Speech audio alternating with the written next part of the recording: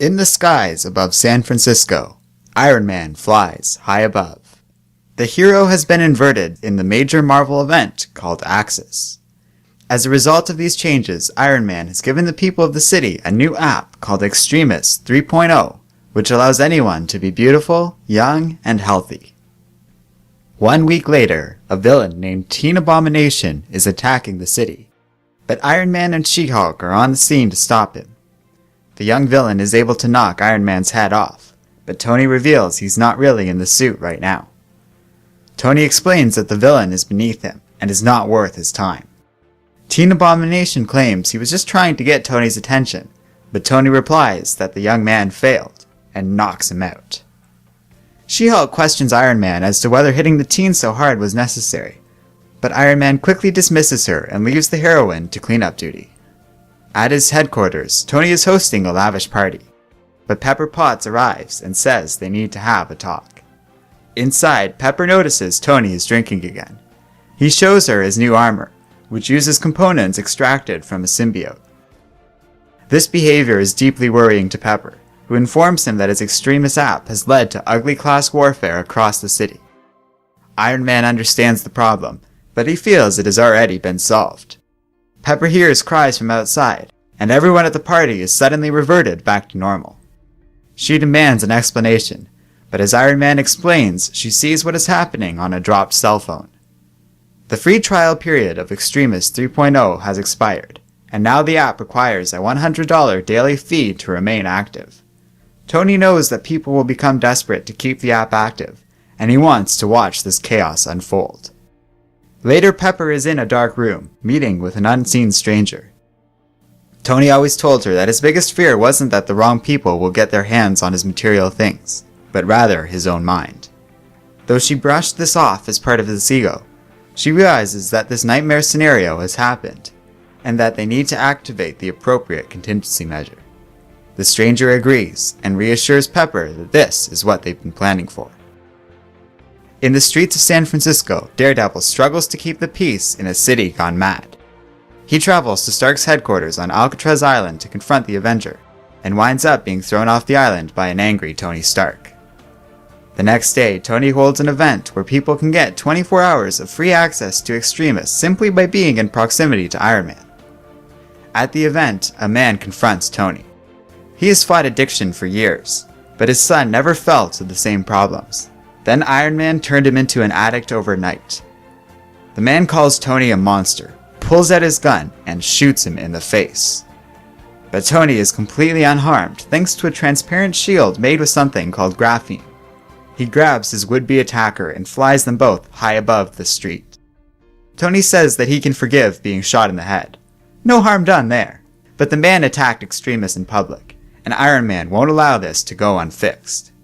Iron Man finds out that the man's name is David, and proceeds to erase a video of his son's recent crimes. Tony says that in exchange, David is going to say that it was all an act and download Extremis for himself. David begs Tony not to make him do this, but Iron Man points out that he doesn't have any other options, and it would be an awfully long way down to the ground from where they are right now. David relents, and they return to the ground, with David remarking on his suddenly restored youth.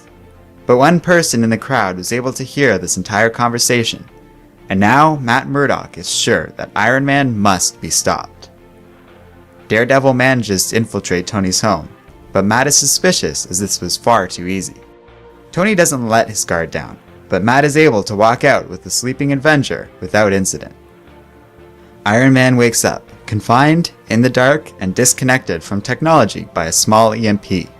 Daredevil has the former hero trapped, and refuses to free him until the city is free from the Extremis app. But Iron Man knew Daredevil was coming and planned this whole thing. An EMP is no longer effective with symbiotic biological technology. The armor is alive. Tony can feel it, and it can feel him. The armor bursts into the room, and Tony has something prepared for Matt. Tony shocks Daredevil, and the hero is knocked unconscious. Daredevil wakes up, but something is wrong. He is shocked to find that his sight has been restored. Iron Man says this is a gift, but Daredevil knows this restored vision is only temporary. Matt refuses to make a deal with Tony in exchange for a permanent cure to his sight, and when Matt tries to stop him, Tony knocks him to the ground before leaving. Meanwhile, the armored figure is still with Pepper Potts, taking in all the changes that have happened to the world since it was last active. The armor appears to be learning and adapting to the digital age, and will need time before it can act on the corrupted Tony Stark. During this time, Iron Man is informed that Teen Abomination has escaped from his cell, and is attacking Tony's home. Iron Man arrives and saves two S.H.I.E.L.D. pilots, who he drops in the San Francisco Bay. He then attacks the young villain and warns him to stay down, but Teen Abomination says that Tony is being very mean. This gives Iron Man pause, and he asks how old the young man is. He is surprised to learn that Teen Abomination is only 13 years old. Iron Man softens and wants to know what the boy wants. The teen explains that he just wants help, as Extremis doesn't work on him. Iron Man relents and agrees to help the young man, thinking he will be able to make use of the teenager's unique physiology. Matt Murdock goes to visit his close friend Foggy Nelson, as he just wanted to see his old friend. Foggy is confused, but Matt says not to worry, as his vision slowly fades away.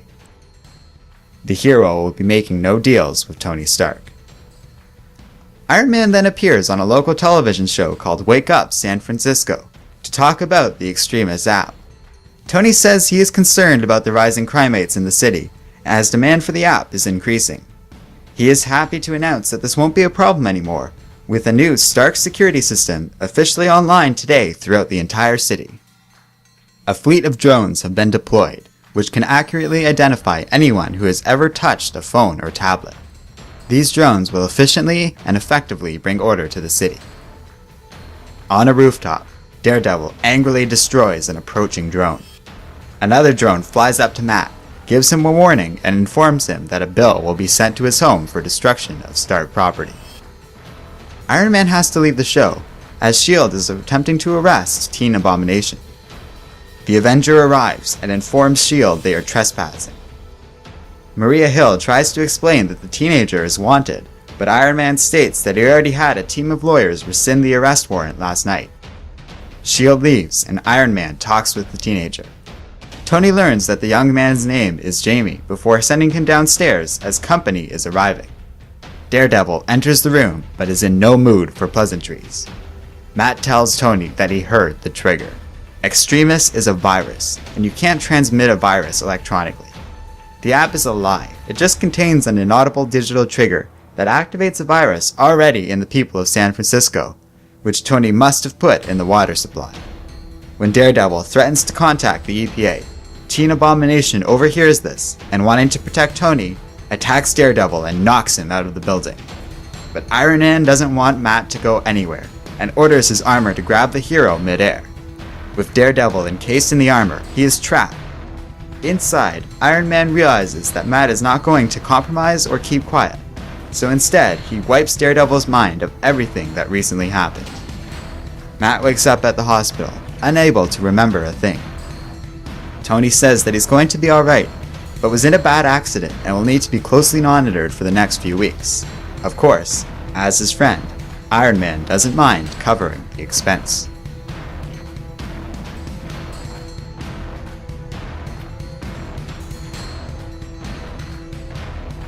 Hello and welcome to Comic Island. My name is Arden, and this is my recap and review of Superior Iron Man issues number 1 to 4. So I chose to review the start of this series after getting a number of requests for this one. I was too busy to cover this series during the Axis event, so with the release of issue 4 it felt worth talking about. The first thing that strikes me with this comic is that you can tell Marvel is really trying to recreate the success of Superior Spider-Man. The similarities of Superior Iron Man and Spider-Man are painfully obvious, with a clear out for Marvel to return Iron Man back to his original state, a squadron of drones to spy on people and effectively eliminate crime, the usual hijinks with having a suddenly evil hero doing morally questionable things, and a character that the protagonist can show a soft side to once in a while. So while this isn't the most original idea, there are aspects of it that I really like. The art is really good, and there are some nice moments in these comics. I also like the idea of the old suit being used against the now evil Iron Man, as it seems to be some form of artificial intelligence programmed by Tony long ago in case somebody ever took over his mind. Well, that's my theory at least. That might be incongruous with certain events in Iron Man's past, but it's an interesting enough idea that I'm willing to ignore this plot inconsistency. What I found less interesting was the moments of Teen Abomination, because it feels like I've seen this sort of thing before and it's nothing that new or of note. There are some funny moments in this comic, but nothing that left me laughing or were all that great. But many little dramatic moments do underscore this comic, and they resonate really nicely. Daredevil in particular really shines in these 4 issues, but it seems like he will be exiting Iron Man's story for now, and I don't think he'll play much of a role in the future of this series. Which is a shame because he really brings a lot to this comic as an uncompromising foil to Iron Man. I also love the growing San Francisco community of heroes. It's only a few heroes at the moment, but it feels like She-Hulk, Iron Man, and Daredevil are in their own little world apart from New York, and I like the vibe of a local community separate from the usual Manhattan scene in Marvel Comics.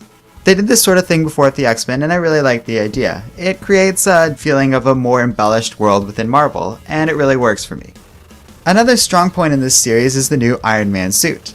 The idea of a semi-biological symbiotic suit is really cool, and the comic does a good job of showcasing some interesting applications of this technology. On the whole, the technology and the ideas in this comic are some of the most appealing aspects of the story, which is really important for a good Iron Man series. On the whole, evil Iron Man is a cool idea, and to me works a little better than the evil Spider-Man. Don't get me wrong, I like Tony Stark, but him acting as a villain suits his personality better than Spider-Man's, and because of Iron Man's position as a CEO of a massive, technologically advanced company, there's more that can be done with the story than they ever could with Peter Parker. That being said, I can't help but feel this series is a retread of Superior Spider-Man, and I find myself far less motivated to continue reading the Iron Man series. By no means were these bad comics, but I do have mixed feelings about them, and I don't think these comics are worth their cover price, so I really can't recommend you buy them yourself. But that's just my personal opinion. Let me know what you think of Superior Iron Man in the comments section below. We also have a Facebook page and website where you can stay on top of the latest in the world of comic books. If you want to learn about how Iron Man got inverted, you can find the complete reading order of Axis on our website to catch you up on the latest on Marvel's big event. You can also buy comics and other content through Amazon via the links in our video description. And finally, don't forget to like, subscribe, and keep reading comics.